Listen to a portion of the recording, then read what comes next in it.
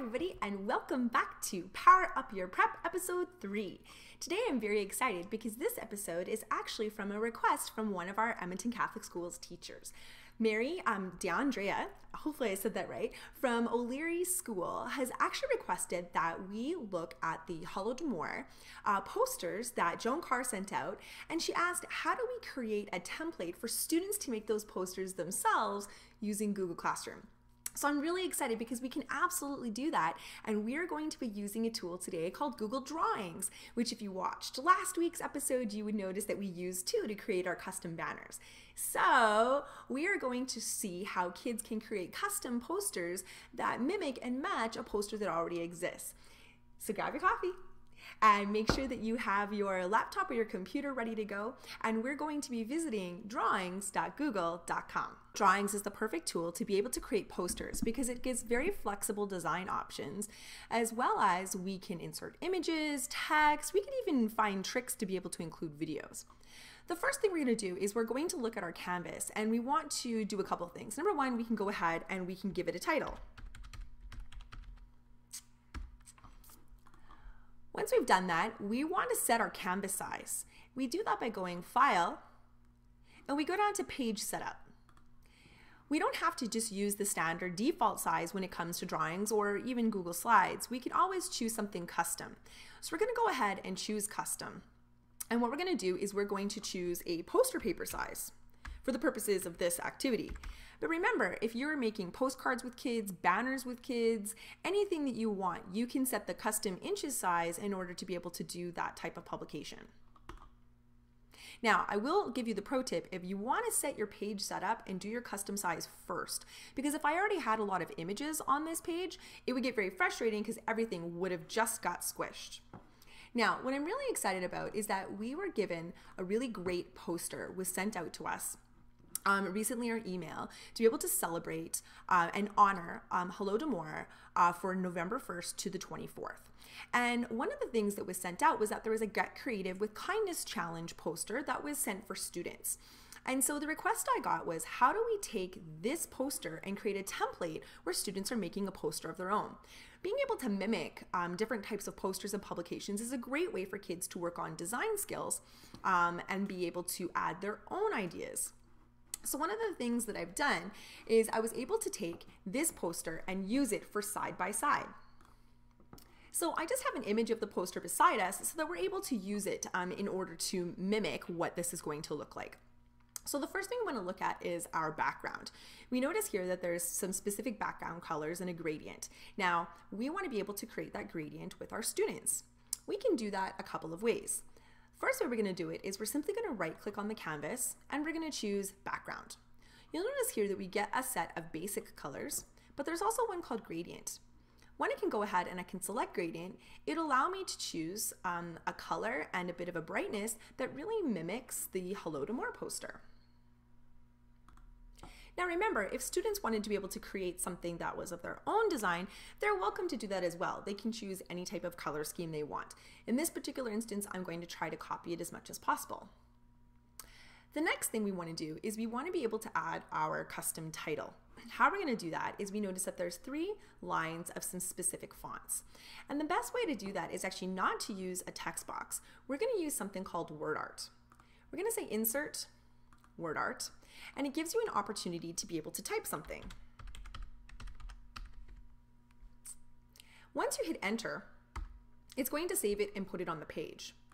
Now, I'm going to do that for all 3 of the different titles. All right, so I have my 3 different word arts.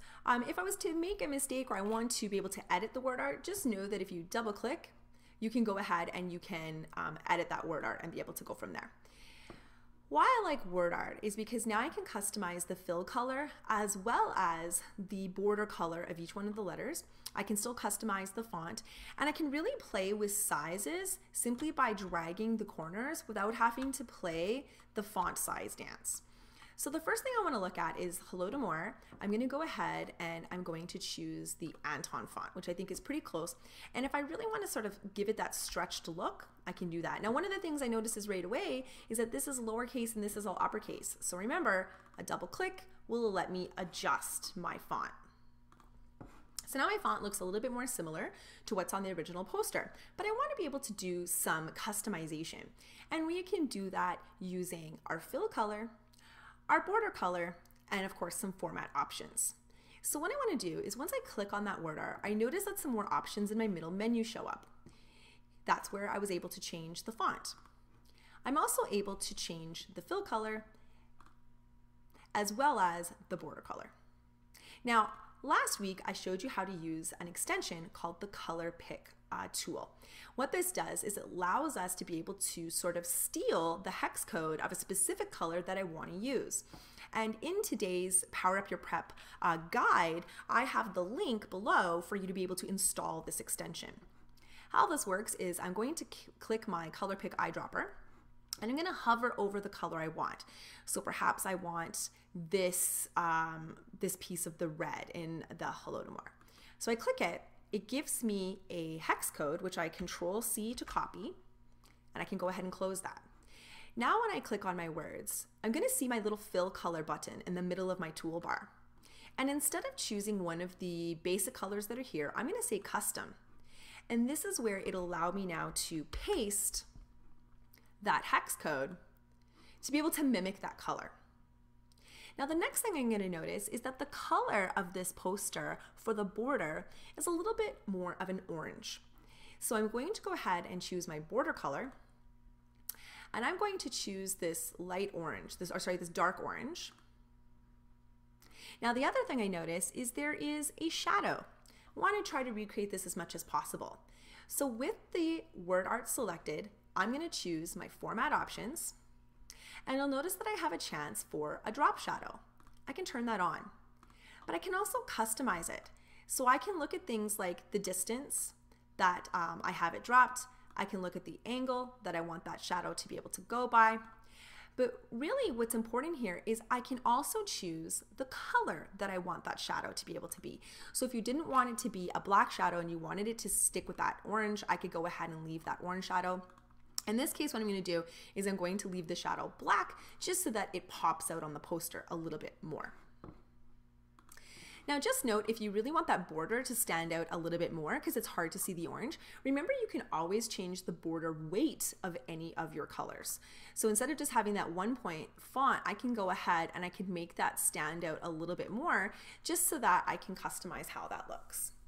So now what I'm going to do is I'm going to apply the same process to the rest of my title. I'm going to click on the Acts of Kindness challenge. I like the Arial, but I think what I'm going to go ahead and do is I'm going to make that bold. I'm also going to go ahead and I'm going to fill it so it's a solid black. And it looks like in this title here, again, it's all caps. So now I can go ahead and I can do the same thing. I can adjust my size. I can also make sure that I have my fill and border color. In this case, they're both black. But I'm going to use format options. I'm going to apply that drop shadow, and I'm going to give it that orange glow so that it matches a little bit more of what I'm seeing on that poster.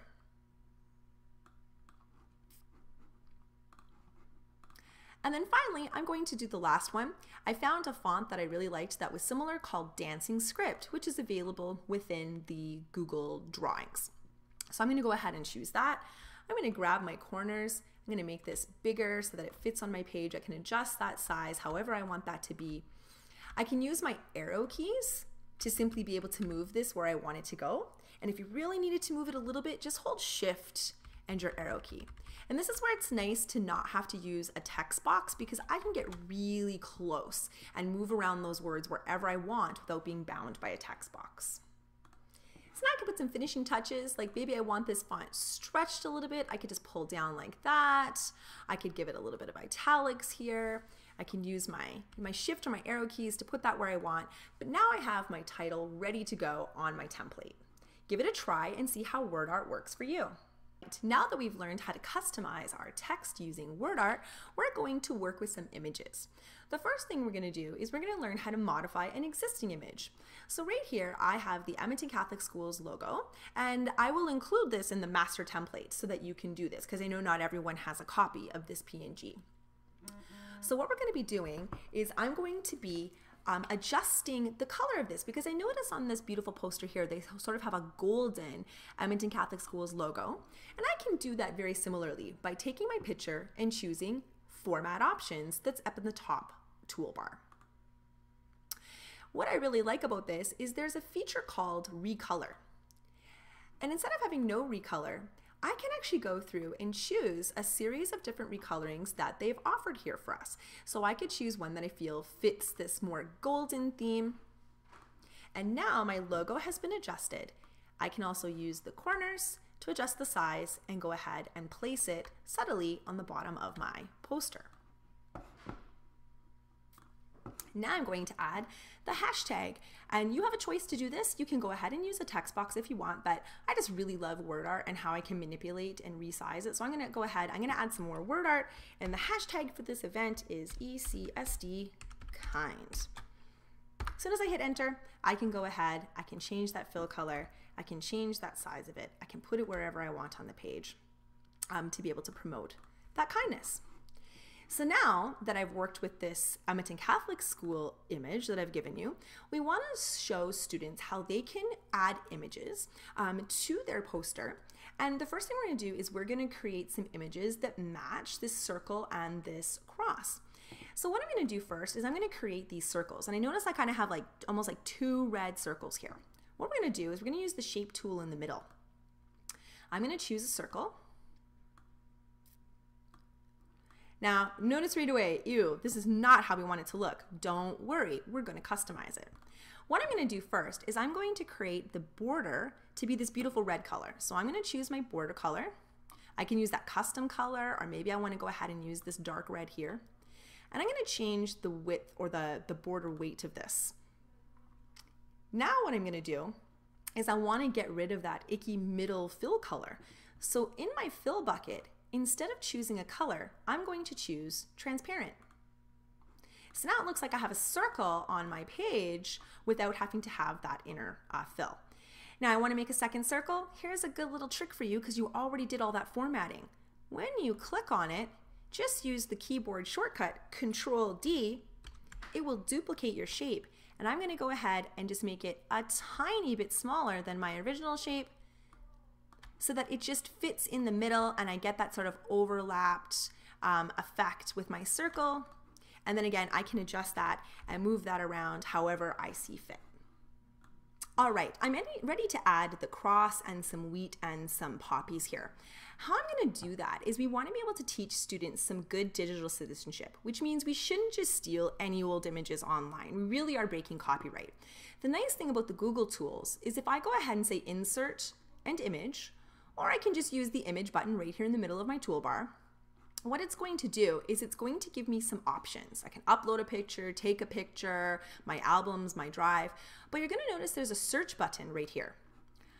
Now what I can do is I can search for a cross, and anything I search for is going to be a safe for use, commercial reuse and modification, which means I'm allowed to be able to use these images in any of my educational projects, and these are Creative Commons and copyright free so that I'm allowed to use them. Now let's say I go ahead and I pick this cross, and the first thing I need to go is ew, icky. Even if I resize it, even if I move it, one of the things that's very annoying is when I insert images, I end up with that white background or rectangular background. We don't want that. I'm going to delete this image. What we're going to do is when we search for an image, we're going to be looking for something called a PNG. What that means is an image that has a transparent background so that I can go ahead and I could put maybe this one here. And now it's not going to have that rectangular background that's going to cut off and get in the way of things that I'm putting this over top of. So I'm going to go ahead, I'm going to get this image ready to put inside my circle here. And what I'm going to notice is that there's more of a square sort of shape cross in here. I don't need this whole big cross. So one of the things that's great about image editing within Google is if I double click on this picture, I see these black lines appear. And what that means is I'm able to crop this picture. So I'm going to go ahead and choose this crop here, and then I just click off the picture, and boom, it's all ready for me to go. Now I'm going to try that a couple more times just so you can see it again. I'm going to go ahead and insert an image. This time I'm going to look for some wheat PNG. So it's going to find those Creative Commons copyright free images. I can go ahead and select the one that I want. It's going to put it onto my poster and I can manipulate it, move it around. In this case, I'll notice that I want to be able to flip my wheat.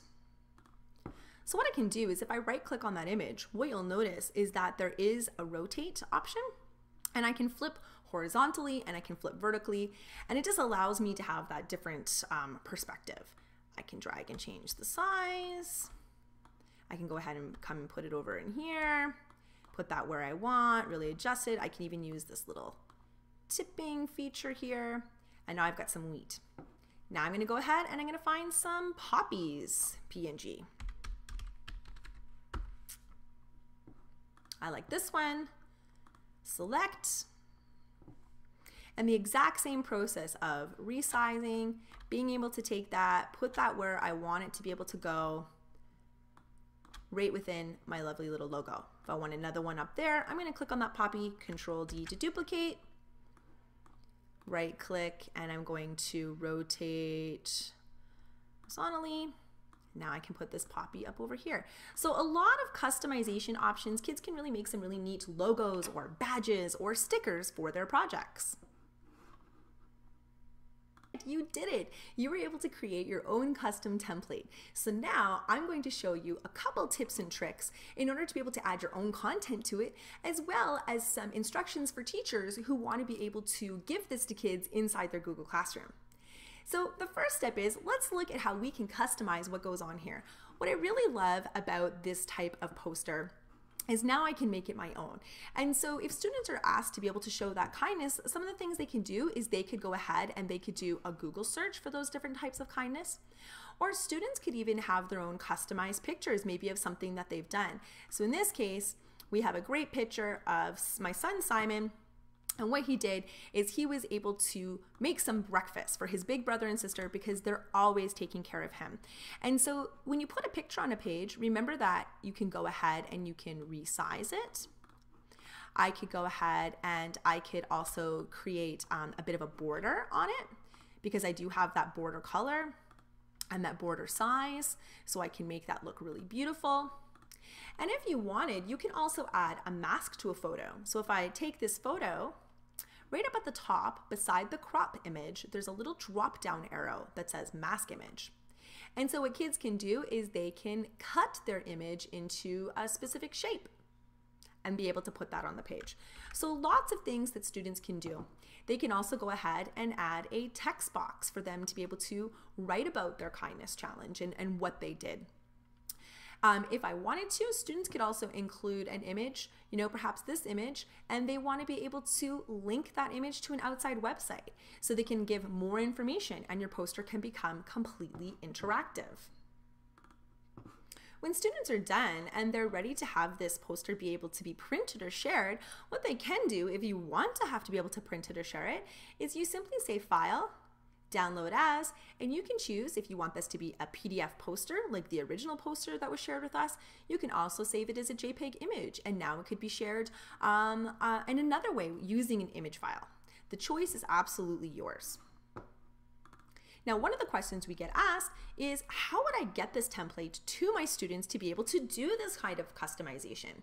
Well, the easiest answer for that is to be able to assign it within a Google Classroom. So this is my social studies Google Classroom, and I created an activity called Get Creative with Kindness. I talked about what I wanted my students to be able to do. And because I made this assignment inside of a Google Classroom, I was able to include the video explaining our event. I was able to give extra information from the website, and here is my master Google Drawing template where I was able to say each student will get a copy. Of course, you don't have to give them a template. You could also just show them this video and they can follow the steps to make their very own poster from scratch. You have done an amazing job on this Power Up Your Prep episode, and I love being able to be your wingman on this. And so in this case, we need to celebrate just a little bit and give yourself a pat on the back.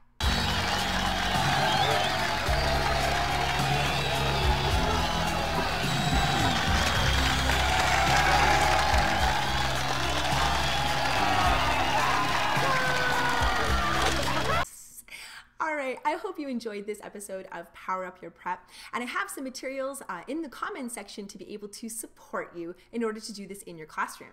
So if you take a peek, one of the things that we have in the link is we have the Power Up Your Prep episode guide, and what this will do is it will link you to everything I use today. This is the Color Pick eyedropper that you can get from the Chrome store. This is the Google Drawings app. This is the poster that we originally sent for the student challenge.